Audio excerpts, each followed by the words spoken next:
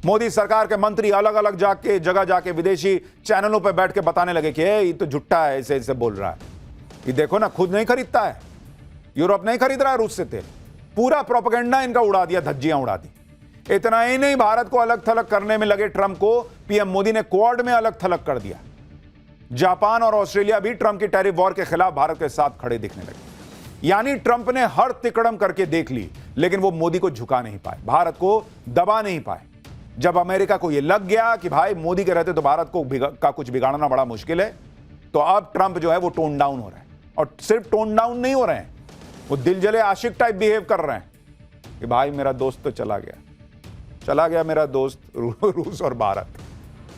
ऐसा सुबह 6:30 बजे उठ के लिख रहे हैं। सोचिए, रात में लग रहा है सपने में देखे होंगे यही फोटो। डोनाल्ड ट्रंप के नए बयान पर आज विदेश मंत्रालय से भी सवाल किया गया कि भाई डोनाल्ड ट्रंप तो कह रहे हैं भारत चला गया। विदेश मंत्रालय ने क्या कहा पता है? No comment. और ट्रंप के दर्द पर और नमक छिड़क दिया। सुनिए एक बार।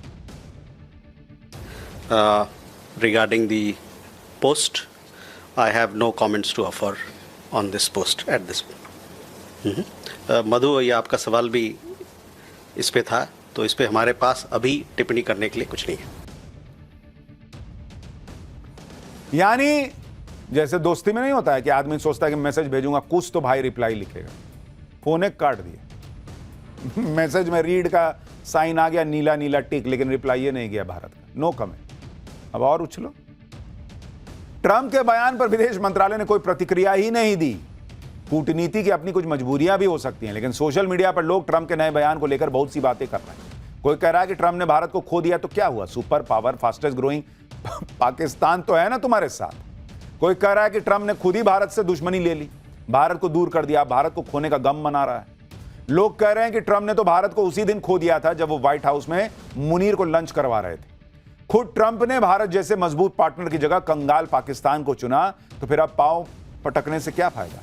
लोग ये भी कह रहे हैं कि रूस तो पहले भी अमेरिका के साथ नहीं था, तो रूस को चीन के हाथों खोने की बात कहां से आ गई। रूस और चीन तो पहले से ही साथ थे, लेकिन अकेले भारत के बारे में लिखने में लग रहा होगा कि ज्यादा एकदम डायरेक्ट हो जाएगा कि मैं मरा जा रहा हूं भारत के लिए। तो भारत और रूस दोनों लिख दिया भाई कि दोनों को खो दिया। अरे रूस कौन सा तुम्हारे लिए एकदम बहुत बिछा जा रहा था। डोनाल्ड ट्रंप का यह पछतावा डिप्लोमेटिक भी है और पर्सनल भी, क्योंकि ट्रंप ने भारत से रिश्ते तो बिगाड़ लिए, मोदी जैसा दोस्त भी गवा दिया। ट्रंप को इस बात का एहसास तब हो गया होगा जब उन्होंने मोदी और पुतिन का याराना देखा होगा। मोदी, पुतिन, जिनपिंग की इस तिकड़ी को बार बार देखकर ट्रंप को यही लग रहा होगा कि इन तस्वीरों में जिनपिंग की जगह वो भी हो सकते थे। इसलिए ट्रंप ऐसा पोस्ट कर रहे हैं जिसमें उनका दर्द दिख रहा है। डोनाल्ड ट्रंप को इस बात की भी पीड़ा हो रही होगी। इधर तो पीएम मोदी जिनपिंग से मिल रहे हैं, पुतिन के साथ कार में घूम रहे हैं, लेकिन ट्रंप का फोन ही नहीं उठा रहे। मोदी की नाराजगी कितनी भारी पड़ सकती है, शायद अमेरिकी राष्ट्रपति को अब धीरे धीरे समझ में आ रहा है। यहां भारत में कुछ लोग थे कि मोदी जी गए, उधर जाके हंस रहे हैं, क्या हो रहा है भाई। वही हंसी देख के उधर आग लगी हुई है। ट्रंप ने सोचा था कि वो नरेंद्र मोदी से भिड़ जाएंगे तो फिर अमेरिका के सामने भारत को कौन पूछेगा, लेकिन यहां तो पूरा ग्लोबल ऑर्डर ही नरेंद्र मोदी ने बदल दिया। कोई देश ऐसा नहीं जो भारत से दोस्ती ना करना चाह रहा। तो यहां यूरोपीय यूनियन जो है वो फ्री ट्रेड तक पहुंच गई है बातचीत। दूसरी तरफ भारत ने इंडो पैसिफिक रीजन में स्ट्रैटेजिक पार्टनरशिप मजबूत करने का प्लान एक्टिवेट कर दिया है, जिसको लेकर पहले पीएम मोदी ने सिंगापुर के पीएम से मुलाकात की, जो भारत के दौरे पर आए हैं।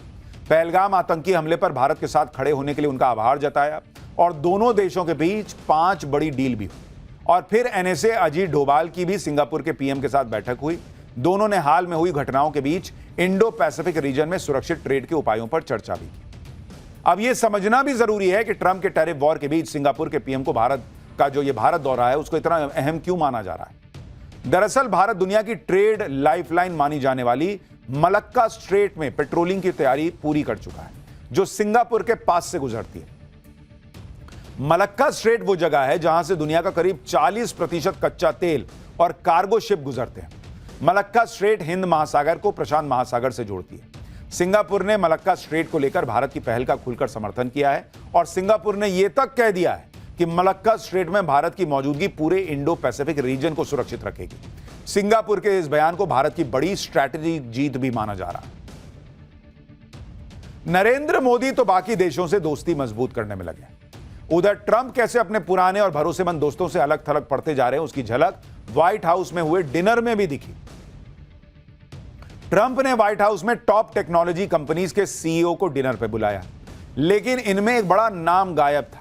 कभी ट्रंप के बेहद करीबी माने जाने वाले और राष्ट्रपति पद के चुनाव में ट्रंप के लिए खुलकर कैंपेन करने वाले, पानी की तरह पैसा बहाने वाले एलन मस्क इस डिनर से नदारद रहे।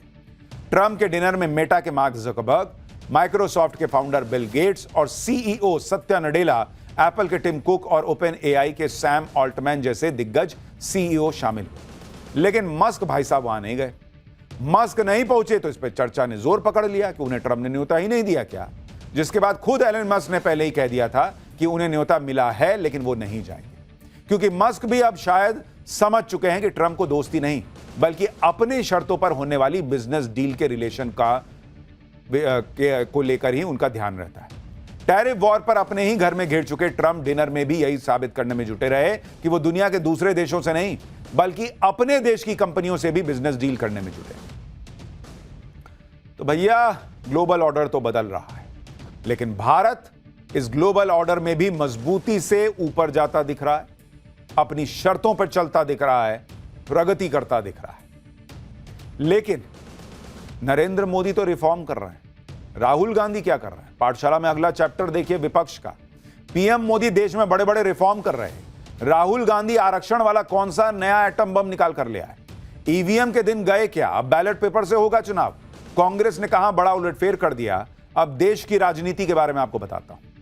एक तरफ प्रधानमंत्री मोदी देश को बदल डालने वाले धमाके कर रहे हैं, बड़े बड़े रिफॉर्म आगे बढ़ रहे हैं, जीएसटी में जबरदस्त रिफॉर्म हुआ, इकोनॉमी को डबल डोज की पावर दी।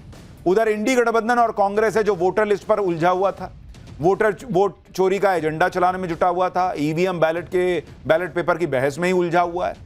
उधर मोदी नए नए रिफॉर्म कर रहे हैं, इधर कांग्रेस नए नए स्टंट कर रही है। राहुल गांधी अब तक एटम बम की बात कर रहे थे, फिर हाइड्रोजन बम की बात करने लगे, आज वो आरक्षण वाला नया एटम बम निकाल कर ले आए। उधर एक नया स्टंट बैलेट पेपर से चुनाव करवाने का भी कर दिया। आज इस राजनीतिक घमासान के बारे में आपको बताऊंगा, लेकिन पहले किस तरह से आज देश में हंगामा हुआ है उसका ट्रेलर देखिए।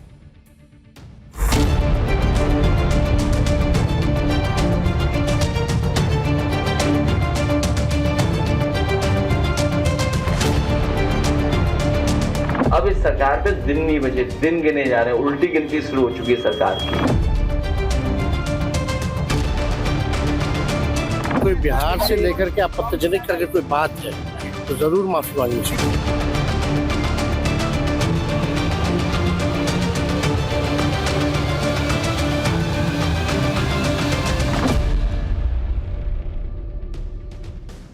पिछले कुछ सालों से कांग्रेस ने अपनी रणनीति बदली है। लोकसभा चुनाव से वो नरेंद्र मोदी को घेरने के लिए संविधान और आरक्षण का मुद्दा बना रहे हैं। अब कांग्रेस ने फिर से आरक्षण के मुद्दे को सुलगाना शुरू किया है। कांग्रेस ने निजी शिक्षण संस्थाओं में आरक्षण के लिए कानून बनाने की मांग की।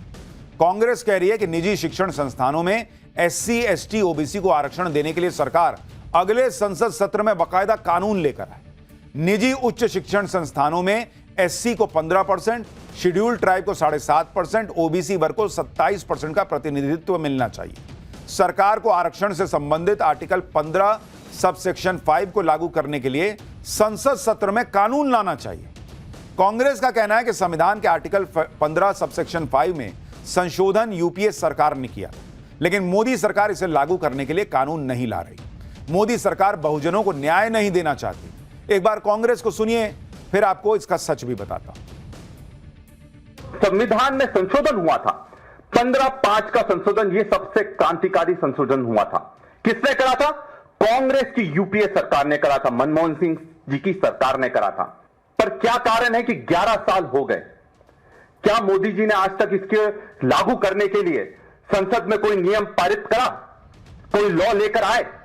नहीं लेकर आए, क्योंकि उनकी मंशा बहुजनों को साधने की नहीं है। निजी शिक्षण संस्थानों में आरक्षण देने के लिए कांग्रेस मोदी सरकार पर सवाल उठा रही है। कांग्रेस आरोप लगा रही है कि मोदी सरकार ने पिछले 11 साल में इसके लिए कुछ किया ही नहीं और अगले संसद सत्र में सरकार से कानून लाने की मांग हो रही है। लेकिन इस मुद्दे पर कांग्रेस के नेताओं का रवैया क्या रहा है वो भी आपको याद दिलाता हूं। साल 2005 में यूपीए सरकार ने नेशनल नॉलेज कमीशन बनाया था। इसके चेयरमैन सैम पित्रोदा थे, साल 2006 में मानव संसाधन मंत्री अर्जुन सिंह थे। सरकार का प्रस्ताव था कि सेंट्रल एजुकेशनल इंस्टीट्यूट में ओबीसी आरक्षण दिया जाए, लेकिन नॉलेज कमीशन ने इसे साफ तौर पर मना कर दिया था। यूपीए सरकार के समय 8 लोगों की कमेटी ने इस प्रस्ताव को 6-2 से गिरा दिया था। आरक्षण के विरोध में कमीशन के 2 लोगों ने इस्तीफा तक दे दिया था। एक इंटरव्यू के दौरान सैम पित्रोदा से जब आरक्षण पर पूछा गया तो उन्होंने कहा कि मेरा काम देश हित के बारे में सोचना है, जाति और वोट के लिए सोचना नहीं है। कॉलेज और उच्च शिक्षण संस्थानों में हम लोगों ने बहुत ज्यादा राजनीति घुसा दी है। इन संस्थानों को आजादी की जरूरत है, कोटा की नहीं। यह राहुल गांधी के कांग्रेस के खास सैम पित्रोदा ने कहा था। भाई आप देखिए कि पीएम मोदी लगातार किस तरह से जो बातें कर रहे हैं उसमें अब ये आरक्षण वाली बात लेकर आए। और इतना ही नहीं, अब बैलेट पेपर की भी एंट्री हो गई है। संविधान और आरक्षण को मुद्दा बनाकर नरेंद्र मोदी को घेरने के एजेंडे पर कांग्रेस पिछले कुछ अरसे से चल रही है। लेकिन आप देखिए कि पीएम मोदी नई नई टेक्नोलॉजी लाने की बात कर रहे हैं, एआई से कितना फायदा होगा इस पर बात कर रहे हैं। कांग्रेस बैलेट पेपर पर जा रही है, उसको अभी भी ईवीएम पे भरोसा नहीं। अभी तो कह रहे थे कि भाई वोटर लिस्ट से बीजेपी वोट चुराती है, अब ईवीएम पे फिर पीछे पड़ गए। वोट चोरी का मुद्दा उतना कारगर नहीं होता दिख रहा, तो अब कांग्रेस बैलेट पेपर से चुनाव कराने की मांग कर रही है। बैलेट पेपर से चुनाव जब होते थे तो किस तरह से वोटों की चोरी होती थी, बूथ के बूथ लूट लिए जाते थे, इसका इतिहास कांग्रेस भी जानती है। जबकि ईवीएम से छेड़छाड़ का कोई सबूत आज तक नहीं मिला। कर्नाटक की कांग्रेस सरकार हालांकि अब कह रही है कि राज्य में पंचायत और नगर निकाय चुनाव बैलेट पेपर से कराए जाएंगे। कैबिनेट ने बैलेट पेपर से चुनाव कराने के प्रस्ताव को मंजूरी दे दी है। कांग्रेस ने कहा कि ईवीएम की विश्वसनीयता पर लगातार सवाल उठ रहे हैं, इसलिए चुनाव आयोग से बैलेट पेपर से चुनाव कराने की सिफारिश की जाएगी। इसके साथ ही वोटर लिस्ट को भी अपडेट किया जाए, जिससे हर मतदाता वोट डाल सके। कांग्रेस ने चुनाव आयोग से बैलेट पेपर से पंचायत और निकाय चुनाव कराने की सिफारिश कर दी। अब इस पर चुनाव आयोग फैसला करेगा। कांग्रेस का कहना है कि हम ईवीएम पर भरोसा नहीं करते, हमें बैलेट सिस्टम पर भरोसा है। उस कर्नाटक में कराने की बात कर रहे हैं जहां खुद ईवीएम से चुनाव जीते हैं और कह रहे हैं ईवीएम पर भरोसा नहीं है, बैलेट से निकाय चुनाव कराएंगे। एक बार सुनिए जरा। See, this is a political decision which we have taken. We believe it in our ballot system. The government has the powers to recommend to the State Election Commission, and the State Election Commission will do it. Congress Karnataka में नगर निकाय और पंचायत चुनाव ballot paper से कराने की planning कर रही है, लेकिन बैलेट पेपर से चुनाव किस तरह से होते हैं, क्या ये कांग्रेस भूल गई? पश्चिम बंगाल में साल 2023 में पंचायत चुनाव बैलेट पेपर से कराए गए थे। उस समय जो हिंसा और बूथ कैप्चरिंग की घटनाएं हुई थी वो आज तक देश भूला नहीं। आप ये तस्वीरें देखिए, 2023 की तस्वीरें आपको दिखा रहा हूं। बंगाल में पंचायत चुनाव के दौरान बैलेट पेपर को ही जला दिया गया था। आप सोचिए किस लेवल का हंगामा हुआ था। एक आदमी बैलेट बॉक्स को ही लेके भाग गया था। ये तस्वीरें पश्चिम बंगाल के हुगली से आई थी। पंचायत चुनाव के दौरान इस तरह की कई घटनाएं हुई थी। एक और घटना आपको याद दिलाता हूं, साल 2023 में बंगाल का पंचायत चुनाव मिसाल बन गया था कि बैलेट पेपर से चुनाव होने पर कैसे बूथ कैप्चरिंग और हिंसा होती है। बीच सड़क पर लोग बैलेट बॉक्स को तोड़ रहे थे। बंगाल के पंचायत चुनाव में यह सब बैलेट पेपर से चुनाव कराने की वजह से हुआ था। ईवीएम से चुनाव होते तो क्या इस तरह की घटनाएं हो पाती? फिर भी कांग्रेस कर्नाटक में बैलेट पेपर से चुनाव कराने की मांग कर रही है। करिए, अभी यही नहीं तय कर पा रहे हैं कि ईवीएम में गड़बड़ी है कि वोटर लिस्ट में गड़बड़ी है, क्या चीज में गड़बड़ी है, इनको यही नहीं समझ में आ रहा है। लेकिन चले जा रहा है इनका मामला। खैर, ये तो हो रहा है। पाठशाला में अब अगला चैप्टर, जिसमें आपको दिखाने जा रहा हूं शहबाज मुनीर की नई मुसीबत। ऑपरेशन सिंदूर के बाद अब क्या हुआ कि पाकिस्तान में कर्फ्यू लगाना पड़ गया। पाकिस्तान में पब्लिक बही जा रही, मरियम शरीफ पिकनिक मना रही है। मुनीर को जिनपिंग का तमाचा, भिखारी पाकिस्तान के कटोरे से चीन ने कितना पैसा निकाल लिया, अब उसके बारे में आपको बताता हूं। ऑपरेशन सिंदूर के बाद से ही पाकिस्तान के बुरे दिन चल रहे हैं। पाकिस्तान में एक के बाद एक नई आफत आती चली जा रही है। लेकिन इन दिनों पाकिस्तान पर जो आफत आई है उसके बाद तो पाकिस्तान में कर्फ्यू जैसे हालात हो गए। पाकिस्तान में बाढ़ का कहर मचा हुआ है। ऐसी भयंकर तस्वीरें आ रही हैं पाकिस्तान से, जिसे देखकर लग रहा है कि पूरा पाकिस्तान ही मानो पानी में डूब गया। आप देखिए, एक तो पानी, ऊपर से बाप रे बाप कूड़ा ही कूड़ा, पूरा कचरा। देश तो कचरा है ही, देश में भी कचरा है। मूसलाधार बारिश और बाढ़ ने आधे से ज्यादा पाकिस्तान को बर्बादी के समंदर में डुबो रखा है। लाहौर, कराची, इस्लामाबाद, देखिए ना भाई क्या हाल है। बड़े बड़े शहरों में हर तरफ बाढ़ का पानी घुसा हुआ। सबसे ज्यादा तबाही तो पाकिस्तान के पंजाब प्रांत में हुई है, जो 40 साल की सबसे बड़ी बाढ़ की चपेट में, जहां रावी, चिनाब और सतलज नदी सैलाब बनकर बह रही। गांव के गांव पानी में डूब गए, करोड़ों एकड़ खेती लायक जमीन बर्बाद हो चुकी है। पाकिस्तान में इतनी जबरदस्त बाढ़ आई हुई है, लेकिन पाकिस्तान के हुक्मरानों को मस्ती सूझ रही। बाढ़ के पानी में बोटिंग का मजा लिया जा रहा भाई। बाढ़ पीड़ितों की मदद के नाम पर फोटो सेशन चल रहे हैं। नेताओं की इस बेशर्मी को देखकर बाढ़ पीड़ित पाकिस्तानी आवाम का गुस्सा 7वें आसमान पर है कि क्या ही लोग हैं ये लोग, हम मर रहे हैं, यहां मरियम शरीफ जो है वो पिकनिक मना रही है, फोटो खिंचवा रही है। शहबाज शरीफ, असीम मुनीर चीन में घूम रहे हैं। कैसे पाकिस्तानी मुनीर को, शहबाज शरीफ को, मरियम नवाज को भर भर के कोस रहे हैं, ये भी आज आपको दिखाऊंगा। लेकिन आप देखिए कि पाकिस्तान में आई बाढ़ पर शहबाज और असीम मुनीर को कोई फर्क नहीं पड़ रहा, लेकिन हमारे यहां नेताओं का पाकिस्तानी प्रेम हिलोरे मार रहा है। महबूबा मुफ्ती ने पाकिस्तान की बाढ़ पर प्रधानमंत्री मोदी से क्या गुहार लगा दी, आज आपको यह भी बताऊंगा। और यह भी कि भारत ने सिंधु जल समझौता रद्द होने के बाद भी पाकिस्तान को बाढ़ का अलर्ट दिया, तो एहसान फरामोश पाकिस्तान ने क्या खेल किया। चीन कैसे पाकिस्तान के कटोरे से पैसा निकाल रहा है, यह भी बताऊंगा। पाकिस्तान के पंजाब में बाढ़ सारे रिकॉर्ड तोड़ रही है। नदियां समंदर बनकर बह रही हैं। क्या शहर, क्या कस्बे, क्या गांव, सब गायब हो चुके हैं। हर तरफ से बाढ़ का सैलाब उमड़ा पड़ा है। यहां तक कि लाहौर शहर के अंदर भी पानी पहुंच गया है। लाहौर का ड्रोन व्यू देखिए, ये लाहौर है, हर चीज वहां डूबी हुई है। बड़ी बड़ी इमारतों की सिर्फ छतें वहां पर दिखाई दे रही हैं। ये एक और वीडियो आपको दिखाता हूं, इसमें लाहौर की सबसे पॉश पार्क व्यू सिटी का हाल देखिए, जिसे लाहौर की लग्जरी लिविंग सिटी भी कहा जाता है। यहां सड़कों का नामो निशान नहीं दिख रहा। ऐसा लग रहा है जैसे पूरी सिटी रावी नदी के बीचों बीच बनी हुई। ये देखिए हाल इनका।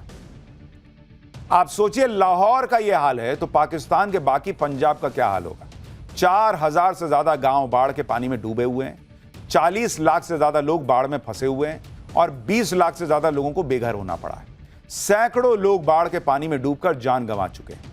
आपको एक और वीडियो दिखाता हूं, पाकिस्तान के पंजाब में कैसे मवेशी बाढ़ के पानी में बहे चले जा रहे हैं। ये देखिए, बेचारे बहे जा रहे हैं, कोई इनको बचाने वाला नहीं है। वहां पाकिस्तान की सरकार खुद कह रही है कि यह पंजाब के इतिहास की सबसे बड़ी बाढ़ है, जिसमें पाकिस्तानी पंजाब डूब रहा है। लाखों लोगों को 2 वक्त की रोटी का इंतजाम करना मुश्किल हो रहा है।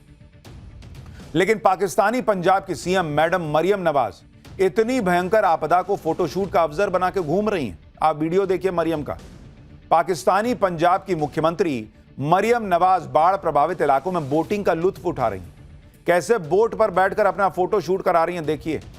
खुद पाकिस्तानी कह रहे हैं कि मरियम नवाज को बाढ़ प्रभावित लोगों की कोई फिक्र नहीं है, वो तो पिकनिक मना रही हैं। सुनिए पाकिस्तानी क्या कह रहे हैं कि पंजाब की बाढ़ प्रभावित आवाम अपनी सरकार और फौज को कैसे पानी पी पी के कोस रही है। बाढ़ वाला नहीं, घर वाला पानी पी पी के कोस रही है। पब्लिक मरियम नवाज को गालियां दे रही है, भाई कोस रही है, ये क्या फोटो खिंचाने के लिए आई हो। पाकिस्तानी पंजाब के लोग अपनी सीएम साहिबा को यूं ही नहीं कोस रहे। मरियम नवाज का पूरा फोकस बाढ़ प्रभावित लोगों की मदद करने से ज्यादा अपनी पब्लिसिटी पर है। इसी चक्कर में मरियम नवाज ने अपने सोशल मीडिया अकाउंट पर दावा कर दिया कि बाढ़ पीड़ितों की सुविधा के लिए उनकी सरकार ने ऐसे वॉशरूम का इंतजाम किया है जो पोर्टेबल है, यानी एक जगह से दूसरी जगह ले जाया जा सकता है। लेकिन मरियम के झूठ की पोल उसी तस्वीर ने खोल दी, क्योंकि वॉशरूम की तस्वीर पर ही 3 सितंबर 2023 की तारीख लिखी हुई थी, जिस दिन उसे खींचा गया था। यानी मरियम 2 साल पुरानी तस्वीर को ट्वीट करके अपनी झूठी वाहवाही करवाना चाह रही, लेकिन लोगों ने उनका झूठ पकड़ लिया। इसके बाद मरियम नवाज की बेशर्मी पर लोग कैसे तंज कस रहे हैं। पाकिस्तानी लोग कह रहे हैं कि जिधर जिधर मरियम जाती हैं चोर चोर के नारे लगते हैं। और आप सोचिए यही पाकिस्तान का हिसाब है। ऑपरेशन सिंदूर में झूठी फोटो डाल दी, यहां झूठी मदद की फोटो डाल दी, और मतलब बुद्धि का लेवल देखिए, उसमें भी ढंग से काम नहीं करते, हर बार पकड़ा जाते हैं। बाढ़ के पानी में सिर्फ पाकिस्तान का पंजाब नहीं डूबा है, बल्कि पूरे पाकिस्तान में बाढ़ ने बर्बादी मचाई हुई। 3 सितंबर तक के आंकड़ों के मुताबिक 26 जून से अब तक पाकिस्तान में बाढ़ बारिश की वजह से 881 लोगों की जान जा चुकी है। सबसे ज्यादा 488 मौतें पंजाब प्रांत में दर्ज हुई हैं। इसके बाद 359 मौतें खैबर पख्तूनख्वा में हुई हैं, 58 मौतें सिंध में, 26 मौतें बलूचिस्तान में, 41 मौतें गिलगित बाल्टिस्तान में और 37 मौतें पाकिस्तान के कब्जे वाले कश्मीर में हो चुकी हैं। यानी पूरे पाकिस्तान में बाढ़ सिर्फ लोगों का जीना मुहाल नहीं कर रही, बल्कि जानलेवा भी साबित हो रही है। आप जो ये तस्वीरें देख रहे हैं ये कराची की हैं, यानी पाकिस्तान की आर्थिक राजधानी जो बारिश के साथ साथ सीवर के गंदे पानी में डूबी हुई है। कराची का हाल है बॉस, देख रहे हैं, खाली पॉलिथीन दिख रहा है, गंदगी दिख रही है। ऐसा लग रहा है दुनिया यहां अपना कचरा फेंक के जाती है। कैसे कराची की सड़कों पर कूड़े के ढेर बह रहे हैं। पाकिस्तान की राजधानी इस्लामाबाद का हाल भी देखिए, बारिश से बाढ़ जैसे हालात में गाड़ियां डूब गई। पाकिस्तान में बाढ़ का हाहाकार है, त्राहिमाम कर रहे हैं लोग, सरकार से मदद की गुहार लगा रहे हैं, लेकिन शहबाज सरकार अलग ही दुनिया में जी रही है। पाकिस्तान के रक्षा मंत्री ख्वाजा आसिफ कह रहे हैं कि बाढ़ के पानी से घबराओ मत, क्योंकि यह आफत नहीं है, यह आशीर्वाद है ऊपर वाले का। इस पानी को टब में भर के रख लो। वैसे तो कहावत है कि चुल्लू भर पानी में डूब मरना चाहिए, लेकिन पाकिस्तान के नेताओं की बेशर्मी ऐसी है कि उन्हें इस बाढ़ के पानी को टब में भर के डूब मरना चाहिए। करें टब में भर लो, ये टब में भरने लायक पानी है। पाकिस्तान के रक्षा मंत्री ख्वाजा आसिफ ने यह बेशर्मी भरा बयान देकर पाकिस्तानी आवाम का मजाक उड़ाया, लेकिन पाकिस्तान में तो चर्चा यह भी है कि ख्वाजा आसिफ ने यह बयान जानबूझ कर दिया। दावा किया जा रहा है कि रक्षा मंत्री ख्वाजा आसिफ को असीम मुनीर के बढ़ते कद से चिढ़ मच रही है। उन्हें इस बात से दिक्कत है कि रक्षा मंत्री वो हैं और दूसरे देशों की यात्रा पर शहबाज के साथ मुनीर जाता है। इसी बात से चिढ़कर वो पाकिस्तान में आई बाढ़ पर ऐसे बयान दे रहे हैं जो शहबाज और मुनीर दोनों के लिए टेंशन बढ़ाने वाली है। ख्वाजा आसिफ ने बाढ़ को लेकर 2 और बयान दिए हैं जो चर्चा में। ख्वाजा आसिफ कह चुके हैं कि बाढ़ के लिए पाकिस्तान सरकार का भ्रष्टाचार जिम्मेदार है, और उन्होंने ये भी कहा कि पाकिस्तान में आई बाढ़ में भारत का कोई दोष नहीं है। अपनी ही सरकार की पोल खोलने की वजह से ख्वाजा आसिफ अब अपनी पार्टी के निशाने पर आ गए। पाकिस्तान के रेल मंत्री हनीफ अब्बासी ने तो संसद में खड़े होकर ख्वाजा आसिफ से कह दिया कि इतनी दिक्कत है तो इस्तीफा दो और जाके विपक्ष में बैठो। आप सोचिए बॉस, लोग मर रहे हैं और शहबाज शरीफ सच बर्दाश्त नहीं कर पा रहे। ऊपर से उनके ही मंत्री बाढ़ पीड़ितों की मदद की बजाय घटिया मजाक कर रहे हैं। तभी तो पाकिस्तान की जनता में गुस्सा भड़का हुआ है। पाकिस्तानी लोग अपने हुक्मरानों से गुस्से का इजहार कर रहे हैं। इमरान खान की बहन और पीटीआई की नेता अलीमा खान जब बाढ़ पर ज्ञान दे रही थी तो उन पर अंडा फेंक कर मार दिया गया। सोचिए, किसी ने अंडा फेंक के मार दिया। पाकिस्तान में इतनी भयंकर बाढ़ आई हुई है, पाकिस्तान के हुक्मरानों को कोई फर्क ही नहीं पड़ रहा। पाकिस्तान में बाढ़ के हाहाकार को देखकर जम्मू कश्मीर की पूर्व मुख्यमंत्री महबूबा मुफ्ती का कलेजा जरूर फटा जा रहा है। उनके दिल में पाकिस्तान प्रेम की बाढ़ आ गई। महबूबा मुफ्ती कह रही हैं कि पाकिस्तान की मदद करने के लिए भारत को बड़े भाई की भूमिका अदा करनी चाहिए। सुनिए जरा मैडम को। मैं तो कहती हूँ कि जब सैलाब आया उसने कुछ देखा नहीं कि ये पाकिस्तान है, ये हिंदुस्तान है। हाँ, है ना। टेररिज्म में इतने लोग नहीं मरे जितने अभी मरे हैं। अगर आप देखें जितने लोग तो इसलिए मैं कहती हूँ, जैसे पहले भी मुफ्ती साहब कहते थे, हमारे मुल्क को बड़े भाई का किरदार अदा करना पड़ेगा। क्यों बड़े भाई का किरदार अदा करना पड़ेगा बॉस? पाकिस्तान अलग देश बना, उनको एक अलग देश चाहिए था, आप अलग देश बन के रह गए। आपके यहाँ दिक्कत आएगी तो हम आपकी मदद करने पहुंचेंगे और आप हमारे यहाँ आतंकी भेजेंगे। महबूबा मुफ्ती कह रही हैं कि भारत बड़ा मुल्क है, इस नाते हमें बड़ा दिल दिखाना चाहिए। भारत को इंसानियत के नाते पाकिस्तान की मदद करनी चाहिए। लेकिन महबूबा मुफ्ती ये मानने को तैयार नहीं कि पाकिस्तान कितना बड़ा एहसान फरामोश है। आप देखिए कि सिंधु जल समझौता रद्द होने के बावजूद भारत ने पाकिस्तान को पहले ही बाढ़ का अलर्ट दिया था। भारत ने 24 अगस्त को बाढ़ की आशंका को लेकर इस्लामाबाद को आगाह कर दिया था। फिर 25 अगस्त को भी सतलज नदी में आने वाली संभावित बाढ़ को लेकर चेतावनी दी थी। भारत ने पाकिस्तान को यह अलर्ट इंसानियत के आधार पर दिए, वरना सिंधु जल समझौता रद्द होने के बाद भारत को ऐसा करने के लिए कोई मजबूरी नहीं थी। लेकिन यहां भी पाकिस्तान ने अपनी औकात दिखा दी। भारत ने मानवीय आधार पर बाढ़ के अलर्ट दिए, जिसे पाकिस्तान में यह कहकर प्रचारित किया जाने लगा कि देखो भारत को सिंधु जल समझौते का पालन करना पड़ गया। पाकिस्तानी सोशल मीडिया हैंडल्स के जरिए असीम मुनीर की तस्वीर लगाकर यह झूठ फैलाया जाने लगा कि भारत को बाढ़ का अलर्ट देने पर मजबूर होना पड़ गया। महबूबा मुफ्ती को यह सब नहीं दिखता है। उनको पाकिस्तान प्रेम में है जो वो उनके आंख पे काली पट्टी बनी है कि हम मदद करने चले जाएं। खैर, भारत अपने आप में सशक्त है, अपनी मदद खुद करने वाला देश है। पाकिस्तान को अपनी मदद खुद करनी चाहिए। और भारत क्या कर रहा है अगले चैप्टर में आपको बताता हूं। टैंक, मिसाइल, ड्रोन के बाद अंतरिक्ष में युद्ध की तैयारी। पीएम मोदी का सबको चौंका देने वाला मेगा प्लान कौन सा है? धरती, आकाश, समंदर, अंतरिक्ष का वो कवच तैयार हो रहा है जो चीन के हथियारों वाली परेड फीकी कर देगा क्या? 21वीं सदी के युद्ध के मैदान की तस्वीर बदल चुकी है। युद्ध अब टैंकों, मिसाइलों और बंदूकों तक सीमित नहीं रहा। बदलते दौर के साथ युद्ध के हथियार एडवांस हो गए, साथ ही वॉर का पूरा सिस्टम चेंज हो गया है। पीएम मोदी इस पूरे बदलाव से वाकिफ हैं। रूस और यूक्रेन का युद्ध हो या गाजा पर इजराइल का हमला, पीएम मोदी हर वॉर को करीब से नोटिस कर रहे हैं, वॉर की स्ट्रैटेजी को भी समझ रहे हैं और इसकी झलक पूरी दुनिया ने ऑपरेशन सिंदूर के दौरान भी देखी। 22 मिनट में भारतीय सेना ने पाकिस्तान की बैंड बजा के रख दी, लेकिन पीएम मोदी यहीं नहीं रुके। आने वाले खतरों से वो वाकिफ हैं और इसलिए देश की सुरक्षा को सर्वोपरि रखते हुए उन्होंने सिर्फ सेना को फ्री हैंड ही नहीं दिया, पीएम मोदी ने भारतीय सेना के लिए मेगा प्लान भी तैयार किया है, जिसके बाद आपको चीन के हथियारों वाली परेड फीकी लगने लगी। भारत का रक्षा मंत्रालय जिस मेगा प्लान पर काम कर रहा है, उसके बाद तो हमारी सेना अंतरिक्ष में युद्ध के लिए भी तैयार हो जाएगी। इसके लिए आर्टिफिशियल इंटेलिजेंस, बिना पायलट वाले सिस्टम से लेकर डायरेक्ट एनर्जी वेपन पर काम हो रहा है। ऐसा रोडमैप बनाया गया है कि भारतीय सेना को परमाणु ऊर्जा से चलने वाले जहाज, अगली पीढ़ी के टैंक, स्टील्थ ड्रोन बॉम्बर और हाइपरसोनिक मिसाइलों का जखीरा मिल जाएगा। पीएम मोदी ने सेना के मॉडर्नाइजेशन के इस प्रोजेक्ट की डेडलाइन 15 साल की रखी। अगले 15 साल में इस मेगा प्लान के लिए खरबों डॉलर खर्च किए जाएंगे, जिसके बाद धरती, आकाश, समंदर और अंतरिक्ष का क्रांतिकारी कवच तैयार होगा। यानी मोदी सरकार सेना को ताकत के साथ साथ तकनीक में भी आगे रखने की पूरी योजना पर काम कर रही है। अगले 15 साल में कैसे हमारी सेना की पूरी तस्वीर बदलने वाली है, उसका एक ट्रेलर देखिए, फिर बताऊंगा कि कितनी तेजी से पीएम मोदी इस विजन पर काम कर रहे हैं। देश की सेनाओं को अपग्रेड करने का यह अब तक का सबसे बड़ा डिफेंस प्लान है। तीनों सेनाओं को उनकी जरूरत के मुताबिक अपग्रेड किया जाएगा। भारत के डिफेंस विजन डॉक्यूमेंट के तहत भारत की थल सेना में लगभग 1800 फ्यूचर टैंक, पहाड़ों के लिए 400 हल्के tank, 50,000 tank mounted anti tank guided मिसाइलें और 700 से ज्यादा रोबोटिक काउंटर आईईडी सिस्टम शामिल किए जाएंगे। इंडियन नेवी को एक नया विमान वाहक पोत, अगली पीढ़ी के विमान और युद्धपोत मिलेंगे।